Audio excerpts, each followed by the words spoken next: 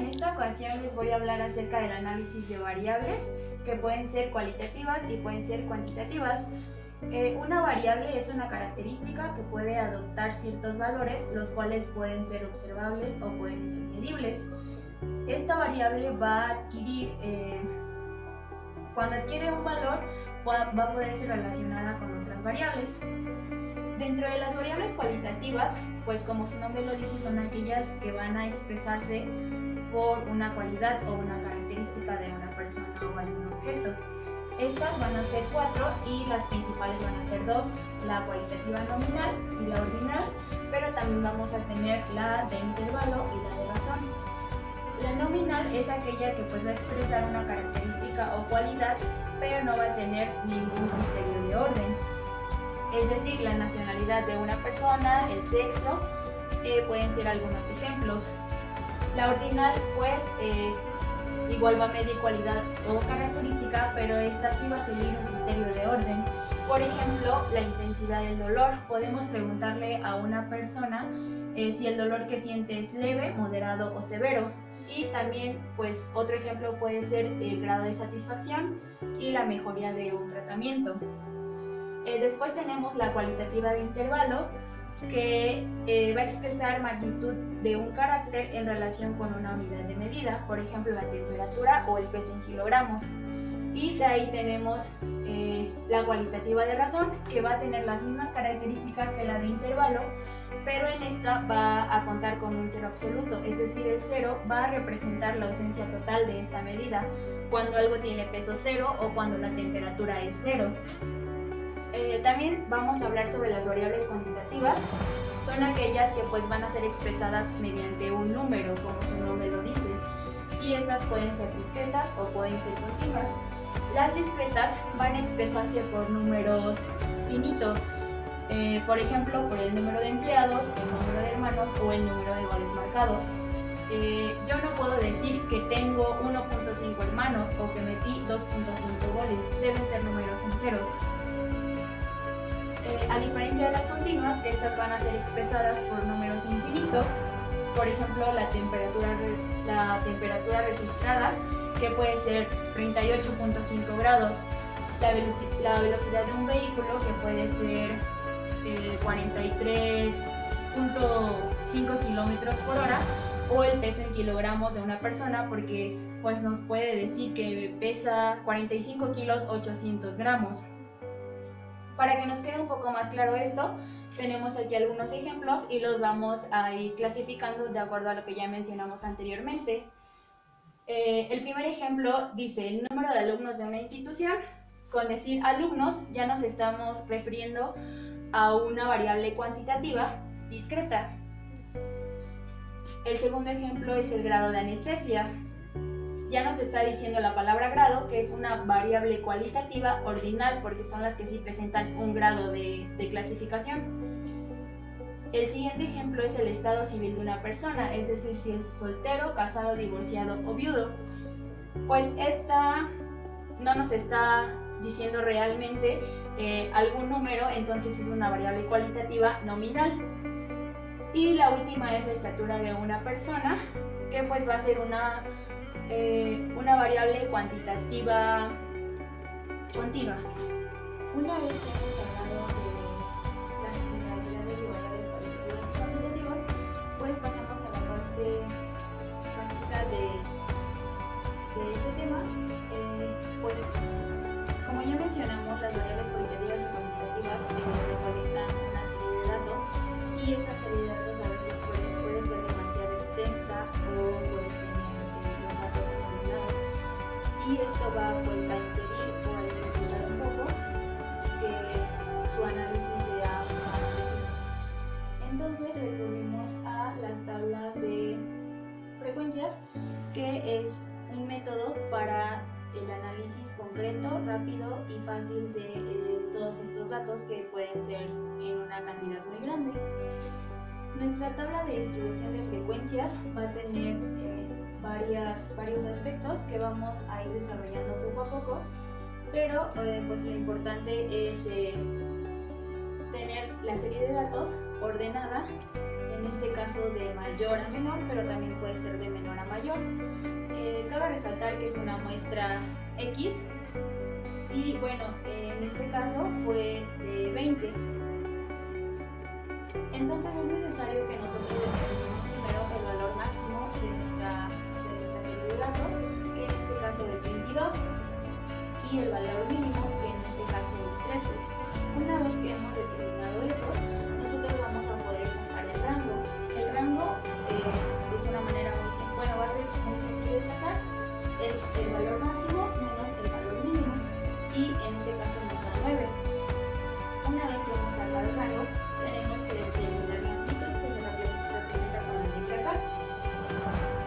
Este lo vamos a sacar mediante la regla de Sturges, que nos dice que la amplitud va a ser 1 más 3.3 por el logaritmo de m, que en este caso m pues siempre va a ser igual a la cantidad total de la muestra, y en este caso es 20. Sustituyendo nos da un total de 5.33, pero pues como está más cercano a 5, entonces se redondea y lo tomamos como 5. Una vez que hemos determinado la amplitud, vamos a sacar el ancho, y el ancho lo vamos a sacar con el rango entre la amplitud, que en este caso sería 9 entre 5, nos va a dar 1.8, y lo vamos igualmente a redondear a 2. Una vez que hemos determinado esto, ya podemos organizar los datos en nuestra tabla de distribución de frecuencias, y vamos a sacar primero los intervalos con ayuda de nuestro ancho. Tenemos un ancho de 2, esto quiere decir que nuestros intervalos van a abarcar dos números, es decir, vamos a iniciar del menor y vamos a contar dos números para llegar hasta el 15, y así sucesivamente. El 15, en nuestro segundo intervalo va a ir del 15 al 17, nuestro tercer intervalo del 17 al 19, y así sucesivamente. Y posterior a esto, vamos a poder sacar nuestra frecuencia simple, que va a ser la cantidad de datos que se van a repetir en nuestros intervalos, es decir, la cantidad de datos que va a haber del 13 a antes del 15.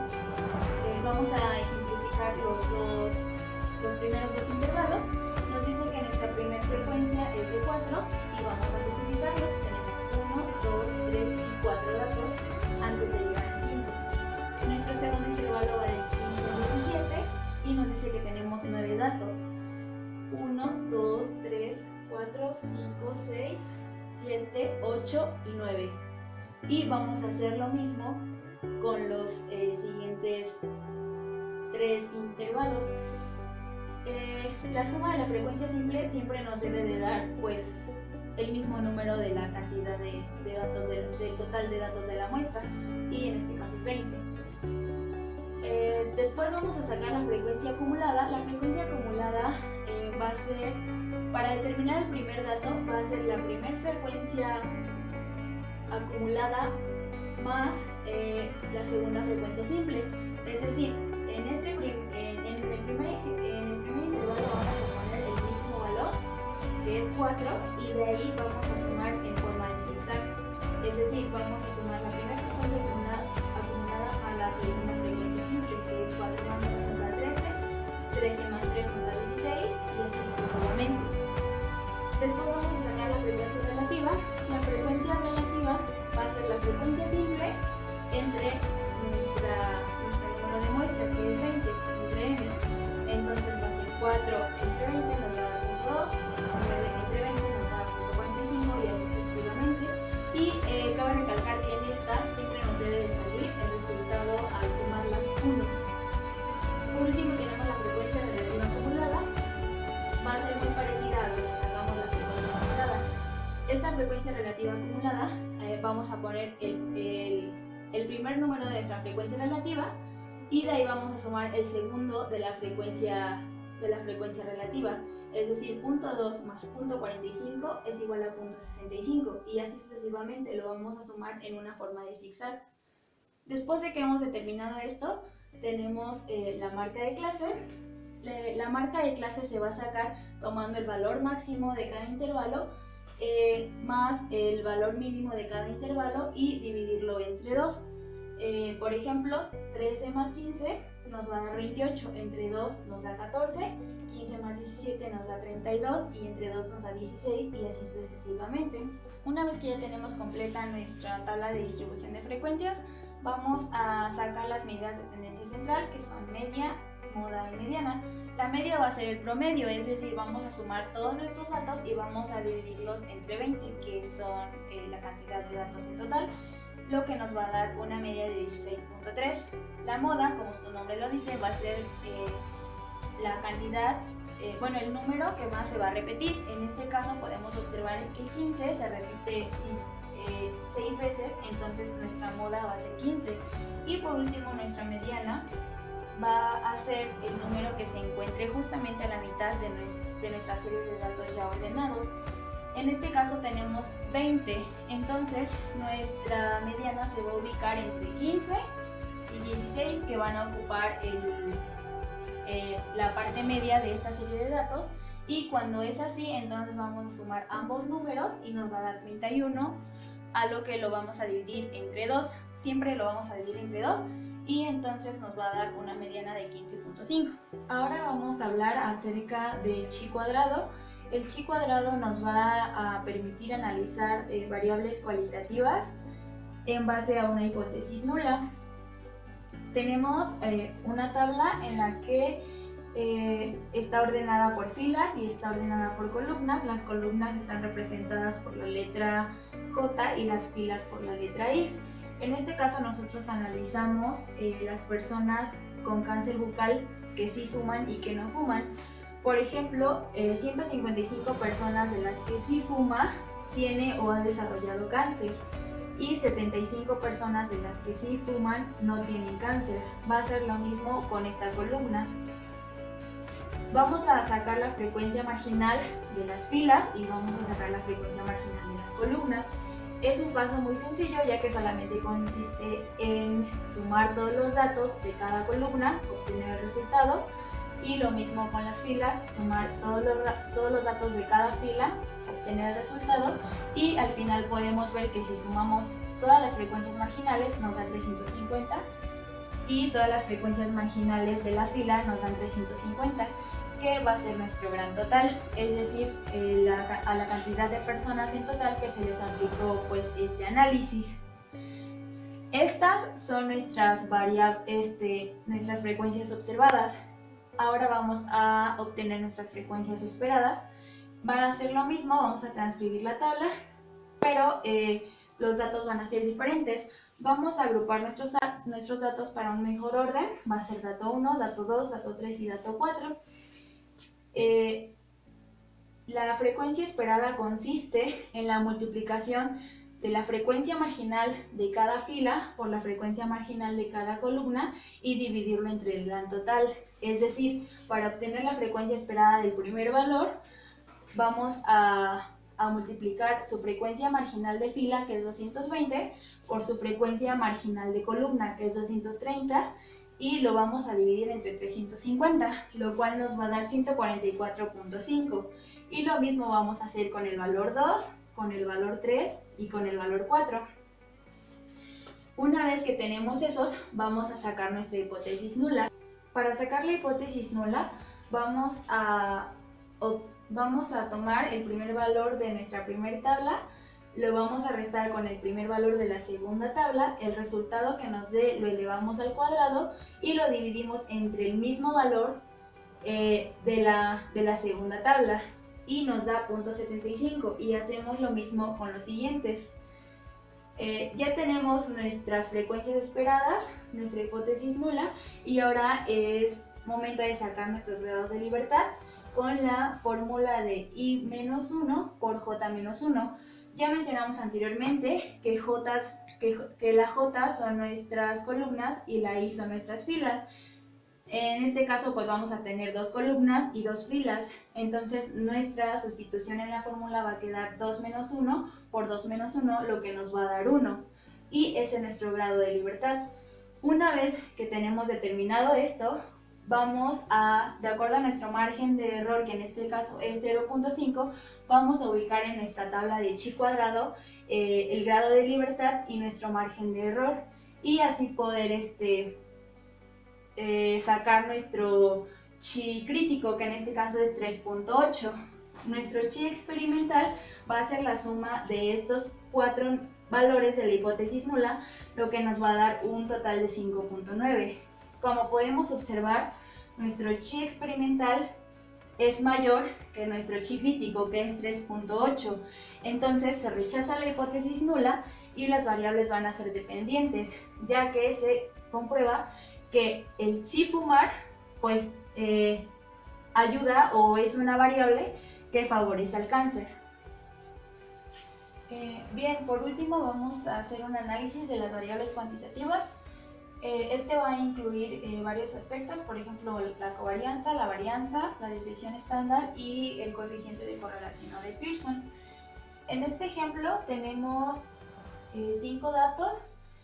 X corresponde al número de libros leídos y Y va a corresponder al tiempo en meses en que el lector tardó en leerlos. Para empezar a hacer el análisis, nosotros tenemos que multiplicar primero X por Y iniciales y tenemos que, una vez que hemos multiplicado estos valores, tenemos que hacer una sumatoria, al igual que una sumatoria de X y una sumatoria de Y, y posteriormente sacar la media aritmética, que es dividiendo las sumatorias de X y de Y entre 5, que es nuestro valor total, lo que va a corresponder a una media aritmética de X igual a 18.2 y de Y igual a 22.2. Una vez que tenemos esto, nosotros podemos pasar a la primera parte a sacar el primer dato, que sería la covarianza de nuestro análisis. La covarianza la podemos sacar mediante 2 fórmulas que explicaremos cada una.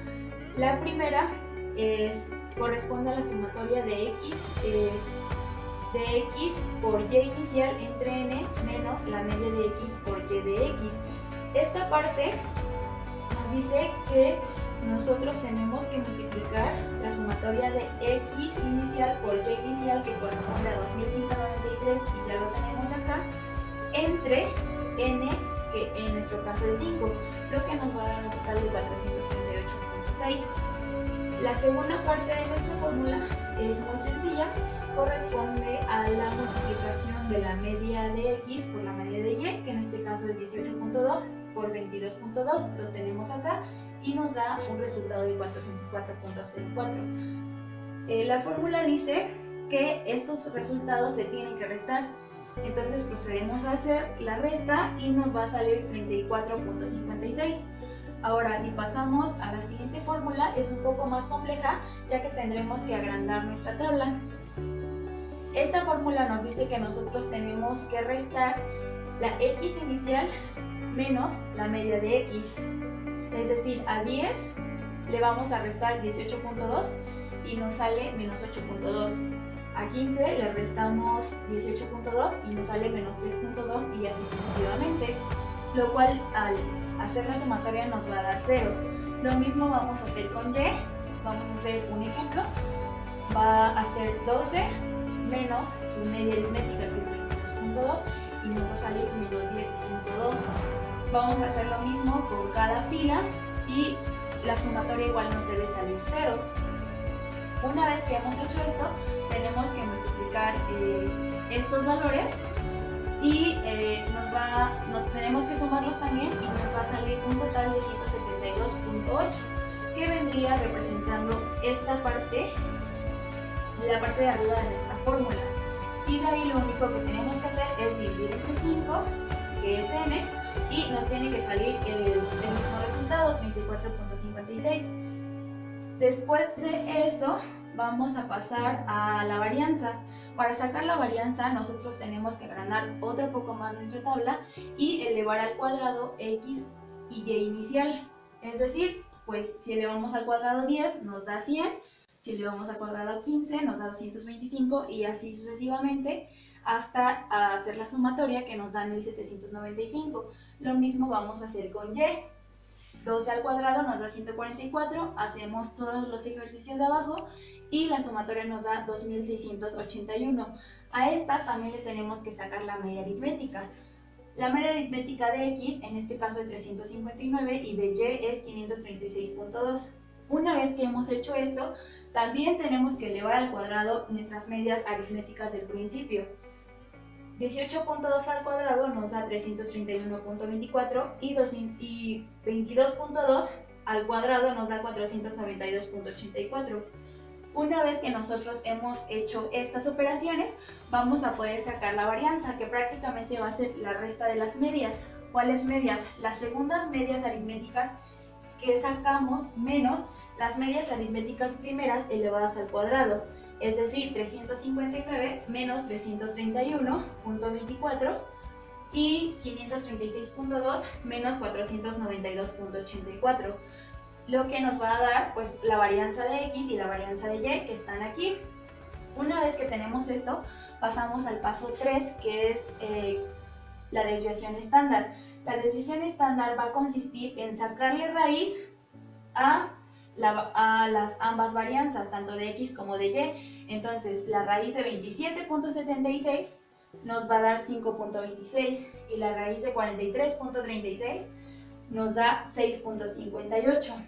Posteriormente que tenemos estas raíces, vamos a multiplicarlas para sacar la desviación. Esa multiplicación nos va a dar 34.69. El último paso para nuestro análisis de variables cuantitativas es sacar el coeficiente de correlación, o también conocido como coeficiente de Pearson. Este ya es relativamente muy sencillo, ya que ya tenemos todos nuestros datos, y consiste en debemos de tomar en cuenta la covarianza, que es 34.56, entre la multiplicación de las divisiones estándar, es decir, 24.69.